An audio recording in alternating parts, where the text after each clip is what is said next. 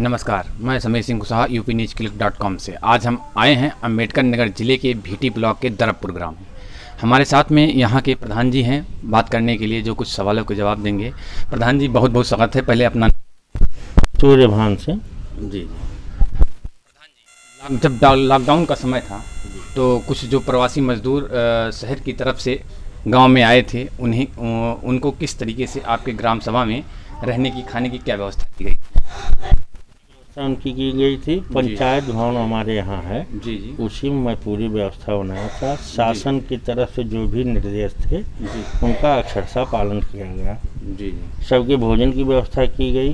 जी। सबकी जो भी आवश्यकता, मूलभूत आवश्यकता रही, जी ग्राम पंचायत स्तर से जो भी संभव हो सका जी सबकी देख रेख की गई। जी।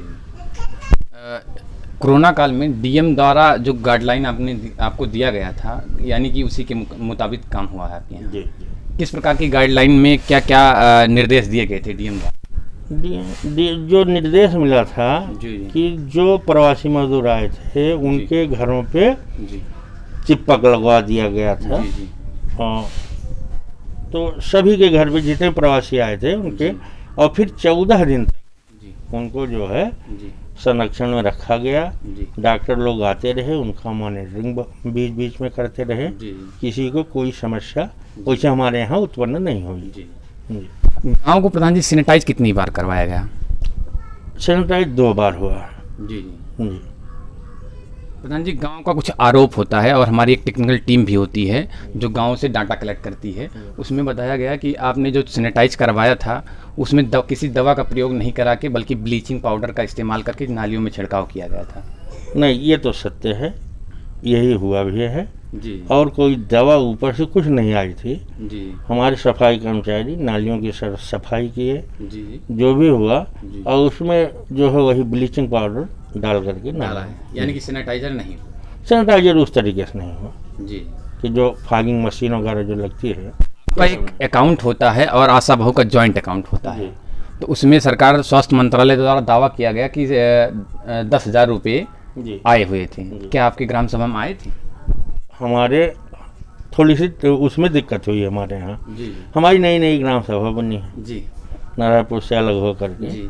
खाता खुलवाया गया, लेकिन उसमें धन अलॉट नहीं हुआ। धन्यवाद नहीं, जी। यानी कि सेक्रेटरी द्वारा ये भी नहीं बताया गया कि गांव को सैनिटाइज करवाना है। नहीं, निर्देश आया था? निर्देश आया था, हाँ। लेकिन जो है जब उसमें धन नहीं आया तो निकासी क्या किया जाए? यानी कि धन ना होने के कारण जी। सैनिटाइज गांव को नहीं कराया गया, ब्लीचिंग पाउडर का इस्तेमाल किया गया। नहीं, जैसे आपको सेक्रेटरी द्वारा कभी बोला गया कि प्रधान जी सैनिटाइज करवा दीजिए आप? नहीं, सेक्रेटरी तो आते ही रहे, मीटिंग में आते रहे, सेक्रेटरी कहते भी रहे। जी जी। तो जो है, लेकिन इस तरीके से बृहद पैमाने में पूरे ब्लॉक में भी नहीं हुई है जी जी। इस तरीके से। तो हमारी नहीं, आपके यहाँ जैसे महमूदपुर चपरा वपरा हुआ, ये सब ग्राम सभा में प्रधान जी से बात हुई है, इन्होंने बताया कि गांव को सैनिटाइज कराया गया है 2-3 बार। वही सर सफाई हुई है। सफाई हुई है, चूना पड़ा है, यानी कि सैनिटाइज नहीं हो पाया।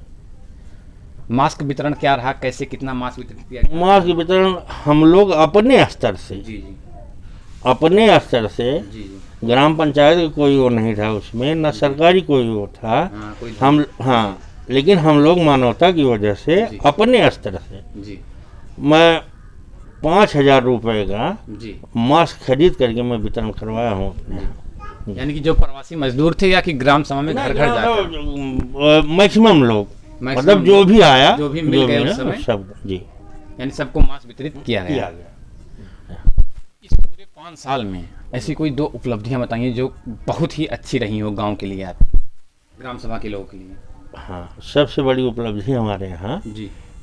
गांव के बीच रास्ते को बहुत ज़्यादा तकलीफ थी लोगों को। जी जी। उसको जो है क्षेत्र पंचायत से, जी।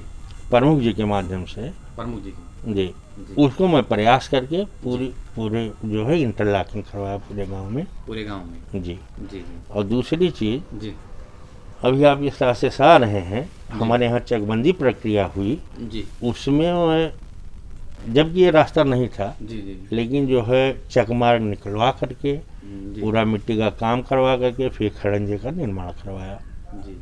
ये हमारे गांव की और सबसे बड़ी समस्या पानी निकासी की पानी थी। निकासी की। तो उसके लिए जी क्योंकि हमारी ग्राम पंचायत में इस समय चकबंदी प्रक्रिया चल रही है जी और पूरा मैं नाला आरक्षित करवा करके जी जमीन जी आरक्षित करवा करके नाले को जो है जी उसको ले जा करके नदी में गिरवा दिया। जी। जी प्राथमिकता के तौर पे यदि जनता आपको दोबारा चुनती है, प्रधान आपकी सरकार बनाती है, तो आगे का रोड मैप कैसा रहेगा? क्या विकास नहीं हो पाए जो करने का काम करेंगी? सबसे बड़ी समस्या हमारे ग्राम पंचायत में हमारे यहाँ जी। प्राइमरी स्कूल तक नहीं है। स्कूल नहीं है आपके यहाँ अभी भी? स्कूल हमारे यहाँ अभी तक नहीं है। अच्छा।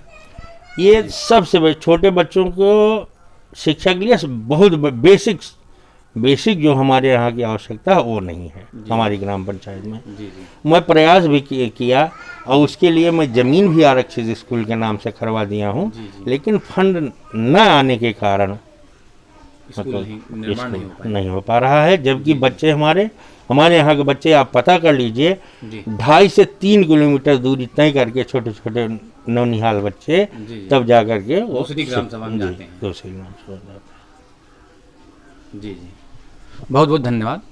ये थे ग्राम सभा दरबपुर के प्रधान जी, जिन्होंने बताया कि जो भी विकास कार्य हमारे गांव में अभी नहीं हो पाए, जैसे कि सबसे प्राथमिकता के तौर पे इनके ग्राम सभा में सरकारी विद्यालय भी नहीं है।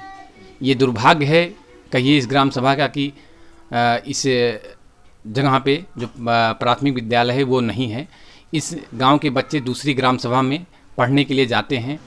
प्रधान जी कह रहे हैं यदि इनकी सरकार या जनता द्वारा इनको दोबारा चुना जाता है तो सबसे सर्वप्रथम काम शिक्षा पे करेंगे और यहाँ एक प्राथमिक विद्यालय का निर्माण करवाएंगे। धन्यवाद।